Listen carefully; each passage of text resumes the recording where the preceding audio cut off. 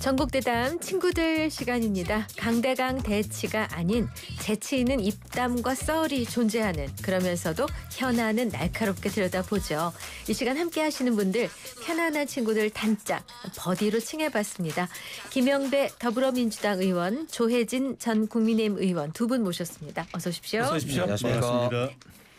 그 버디가 이제 오늘로서 예, 마무리되겠지만 나중에 끝인사 듣도록 하고요. 일단 저 순방 얘기부터 좀 해봐야 될 것 같습니다. 네네. 그 한미 정상회담 가진 이재명 대통령 이제 순방 마지막 날 일정까지 마무리했습니다. 일단 뭐 일본 거쳐 미국 숨가쁜 일정이었는데 두 분 짧게 총평 좀 들어보겠습니다. 예, 아주 100점 만점에 120점이라고 제가 말씀을 드렸었는데 이미 뉴스에 나왔습니다. 예, 그게 화제가 됐더라고요. 네. 사실 걱정도 좀 많이 하고 네. 우려도 있었지만은 트럼프 대통령이 역시 케미가 아주 잘 맞는다는 게 확인이 됐고요. 네. 큰 틀에서 한미 동맹이 건재하다 이런 걸 확인한 게 가장 큰 성과인 네. 것 같고요. 향후에 물론 디테일하게 보면 투자나 아니면은 농산물이나 아직도 좀 해결해야 될 네. 과제들이 남아 있는 건 사실인데요. 그 부분은 뭐 전 충분히 협의를 통해서 해결할 수 있다 이렇게 알고 있고 네. 조만간 합의문들도 쭉 이렇게 나올 걸로 그렇게 알고 있습니다. 기대가 됩니다. 네. 네. 조인님 어떻게 보셨습니까? 우리 당의 논평이 외교 참사라고 나갔던 것 네. 같은데 제 생각에는 참사를 우려했는데 네. 참사는 피했다. 네. 그리고 참사는 피할 수밖에 없는 구조다. 걱정하시는 분들은 나라를 사랑하니까 걱정을 한 건데 최악의 경우를 생각하고 네. 왜냐하면 그전에 여러 가지 쌓인 것들이 그런 우려를 자아내는 부분이 있었기 때문에 네. 뭐 아시는 것처럼 심지어 정상회담 3시간 앞두고 트럼프 대통령이 SNS에 올린 것까지 포함해서 네. 참사를 대충도를 우려할 수밖에 없는 상황이 있었기 때문에 걱정을 했지만 네.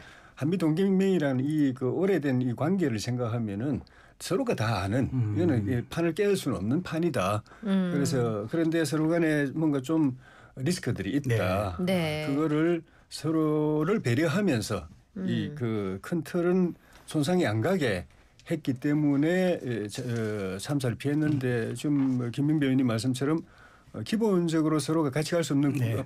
같이 갈 수밖에 없는 구조라는 건 확인했지만 네. 그렇기 때문에 진짜 예민한 문제들은 못 건드렸거든요. 네. 조심해서 이 유리가 깨질까 봐서. 그래서 이제부터 그런데 그걸 피해갈 수는 없잖아요. 네. 이제부터 그거를 하나하나 정리해가는 과정이 실제로 두 사람이 같이 롱런할 수 있느냐를 가늠하는 이 기준이 되지 않을까 네. 생각합니다. 근데 야당에서는 이제 참사 방금 피했다고 하셨습니다만 외교 참사 단어를 썼고요. $1,500 대미 투자 이것만 추가로 갖다 바치고 얻은 게 아무것도 없다. 리스크 해소가 안 됐다. 이게 야당의 시각이거든요. 근데 지금 1,500억 불을 추가로 그러니까 3,500억 불 이외에 추가로 1,500억 불 투자하겠다는 거잖아요. 네. 근데 투자는 우리가 돈을 갖다 바친 게 아니고요. 우리 기업들이 이제 윈윈 하기 위해서 돈을 벌기 위해서 쉽게 말하면 투자하는 거 아닙니까? 네. 예를 들면 이제 대한항공의 경우에 보잉기를 100대 이상 사기로 네. 했단 말입니다. 이거는 이제 그만큼의 영업을 하기 위해서 하는 거지 회사가 뭐 망하려고 돈을 공짜로 갖다 줄리야 만무하지 않습니까? 그리고 이제 마찬가지로 SMR이라든지 첨단 기술 AI 수소 뭐 이런 데 이제 협력을 하기로도 많이 했고요. 그래서 네. 이 쉽빌딩 이외에도 네. 굉장히 다양한 분야에서 오히려 협력을 했는데 오히려 걱정은 뭐냐면은 네. 이제 기존에 1,500억 불 쉽빌딩하고 네. 2,000억 불 이제 그 별도로 네. 투자하기로 한 분야가 아직 미국에서 제안이 좀 구체적으로 오지 않은 것 같아요. 네. 그래서 오히려 좀 더 건설적인 방향으로 이게 이제 투자도 되고 또 그게 윈윈이 돼서 미국의 뭐 제조업도 활성화되고 우리나라에도 수출에 도움이 되고 네. 이런 이제 선순환이 일어날 수 있는 게 확실해져야 되는데 네. 그게 아직은 조금 모호한 점이 그게 이제 우리나라 귀책이 아니고 네, 네. 미국에서 제안을 해와야 되는데 아직은 그게 조금 없는 거라고 제가 보이거든요. 네, 그래서 네. 그런 점들이 조금 더 불투명한 점이라서 그런 거고요. 나머지 이제 방위비라든지 뭐 국방비라든지 이런 분야와 관련해서는 제가 듣기로는 합의가 상당히 잘 이루어지고 있다고 제가 들었습니다. 조만간 발표가 될 거거든요. 네. 그래서 저는 오히려 이제 그런 부분은 조금 발표가 되고 나면 이 모호성이 해소될 거기 때문에 조금만 기다리면 되지 않을까 싶습니다. 그래서 지금 김 의원님 말씀하신 것처럼 이제 쉽빌딩 차원에서 이제 이 대통령의 마지막 일정이 필리조선소 방문하기도 하고 했는데 지금 핵심은 그거 같아요. 결국 김 의원님 지적한 것처럼 사실상 야당에서도 이 문제를 들여다보고 있잖아요.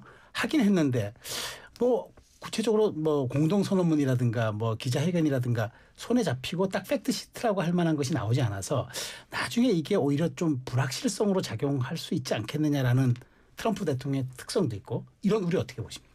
그거는 두 사람이 이번 정상회담에서 보여준 그런 서로에 대한 존중과 배려를 네. 어느 선까지 계속 유지해 가느냐. 그다음에 또 상대방 나라에서 그 국민들에게 보여줄 성과가 필요하거든요. 그런데 그걸 어떻게 서로가 조화롭게 극대화시킬 수 있느냐. 제로섬 게임이 아니라 네. 그 지혜를 그 역량을 서로 이제 발휘해 가는 것이 필요하고 네.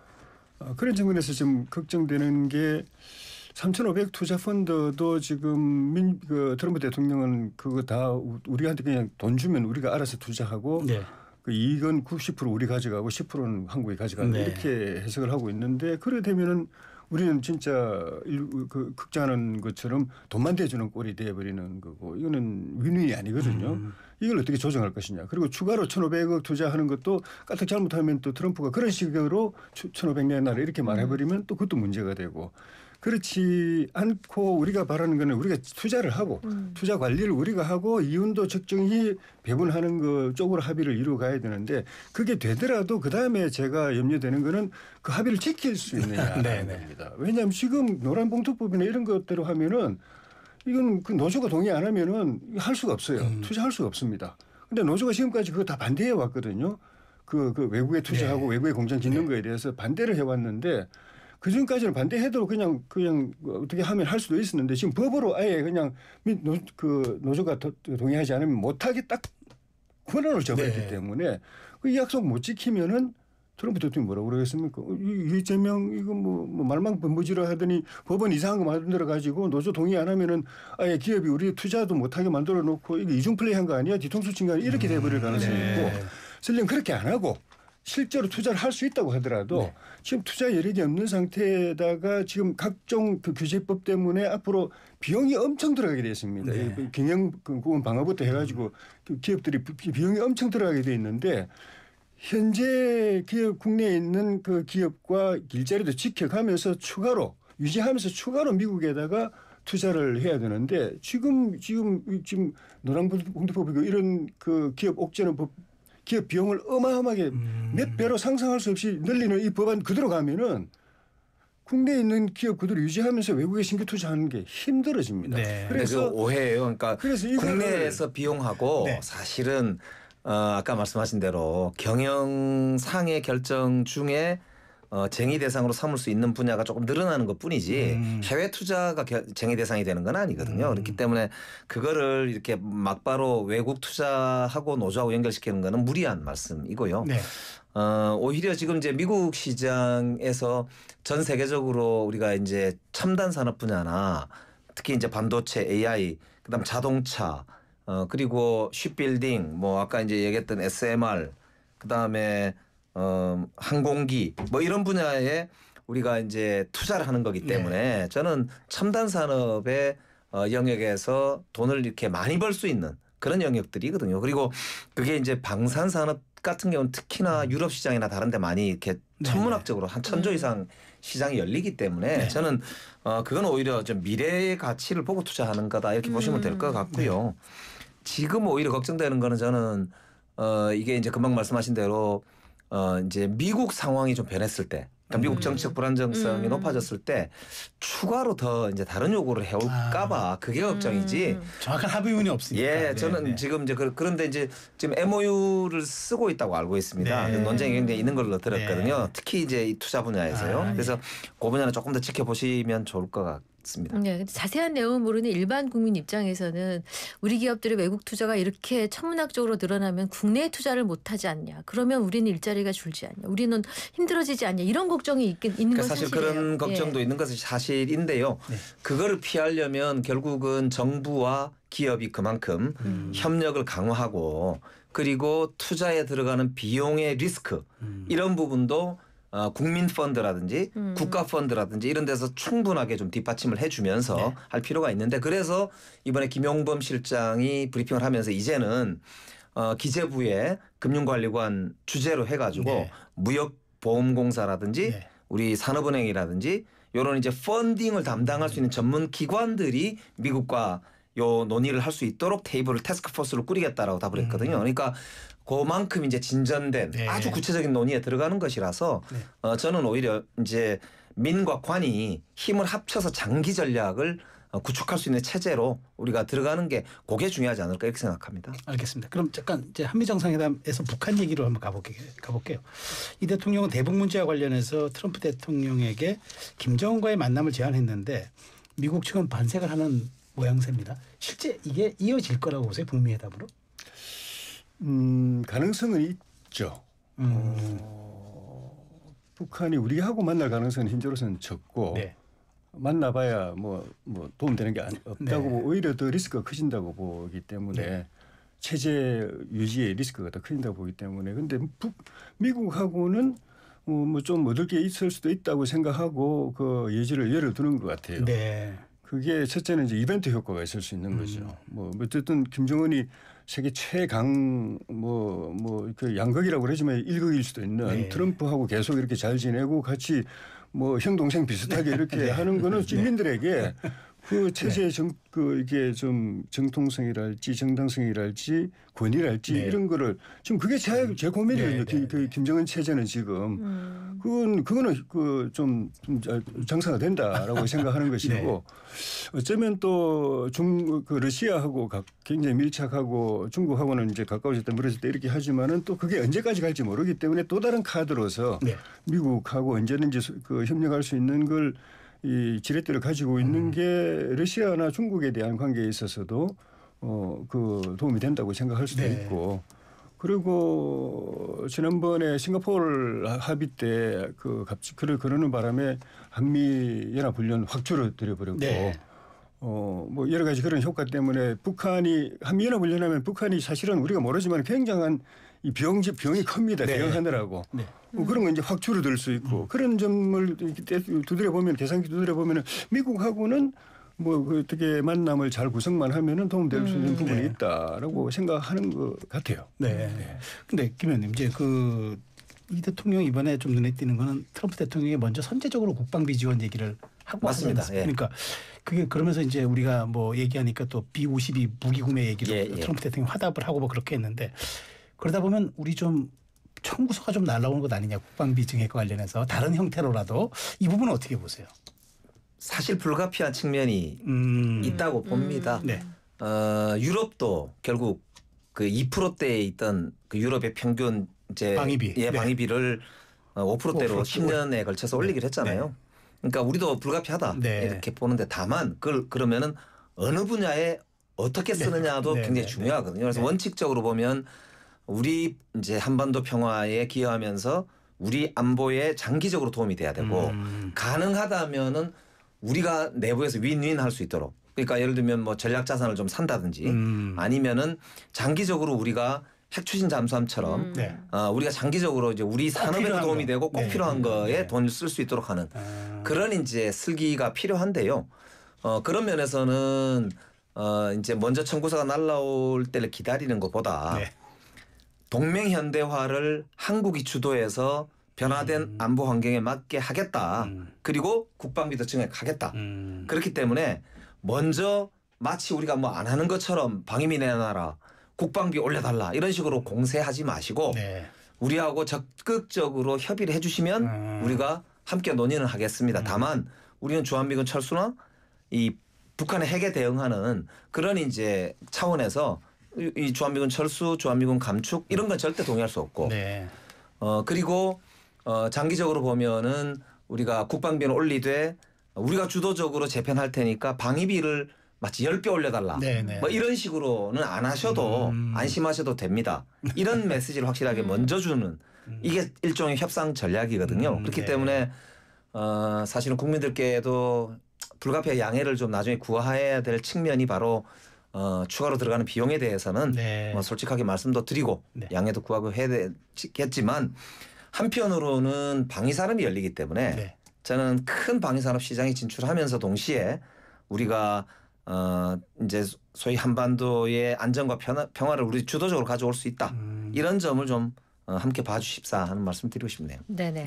자, 그간 이 대통령은 안보는 미국에 의존하고 경제적 이익은 중국과 챙긴다. 이른바 안미 경중. 이게 더 이상 불가능하다는 입장을 밝힌 바 있습니다. 근데 그동안 트럼프가 여기에 대해서 불편한 입장을 보여왔죠. 대통령 입장이 어려울 것 같습니다. 미국과 중국 사이에서 어떻게 중심을 잡아가야 될지요. 저도 사실은 대통령이 직접 안미 경중은 이제 어렵다는 발표를 들으면서 깜짝 놀랐습니다. 사실은. 네. 왜냐하면 이제 그런 논의가 우리 민주당 내에 있는 것도 사실이거든요. 네. 그런데 그걸 대통령이 CSIS라고 하는 미국의 아주 굴지의 어찌 보면 유수의 네. 팅크탱크 앞에서 직접 언급을 했기 네. 때문에 이거는 굉장히 파격적인 사실은 내용입니다. 그래서 이거는 중국에서도 상당히 불편해할 수 있는 네. 내용이기도 하고요. 네. 그러나 저는 이제 중국이 예전에 중국이 아니고 미국이 예전에 미국이 아니기 때문에 저는 뭐 우리 대한민국 대통령으로서 네. 저는 뭐 잘한 말씀이다 네. 이런 말씀 드리고 싶고 다만 이제 그렇다고 해서 우리가 중국과 착지겠다거나 네. 주변에 있는 나라들하고 착지겠다는 이야기는 아니기 때문에 이제 한미 동맹을 분명히 하되 우리가 기술 동맹으로까지 나아가서 미래형 이런 이제 포괄적인 동맹으로 발전하겠다는 입장을 분명히 한다는 점에서는 좀 리스크를 최소화하는 아주 분명한 그런 메시지였다 이렇게 평가하고 싶습니다. 그 지금 저 안미 경중에 대해 그럼 안미 경미로 가겠다는 의지를 대통령이 밝혔는데 후속 과제 그다음에 후속으로 내놔야 게 만만치 않을 것 같다는 생각이 듭니다. 이게 뭐 말로 되는 게 아니니까.